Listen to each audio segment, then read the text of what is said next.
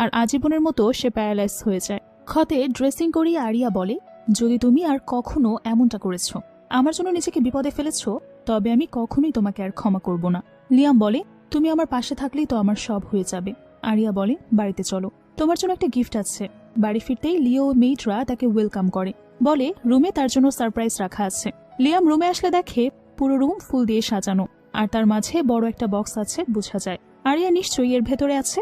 Box খুলতেই পুলিশের costume পরা আরিয়া বের হয়ে আসে, আর সেখানে তার খুব চমৎকার একটা সন্ধ্যা কাটায় তারা। এদিকে কেভিনের বাবা তার উপর খুবই রাগ করে যে কেন সে মিস্টার হুওকে রাগিয়ে দিয়েছে, আর তার জন্যই তো তার কোম্পানির সমস্ত প্রজেক্ট হাতছাড়া হয়ে যাচ্ছে। আমার কখনোই উচিত হয়নি তোমাকে হান গ্রুপে ঢুকতে দেওয়া, এ কথাও বলে। তখন কেভিনের মা বুদ্ধি দেয় মিস্টার হুওর কাছে ক্ষমা চাওয়ার জন্য।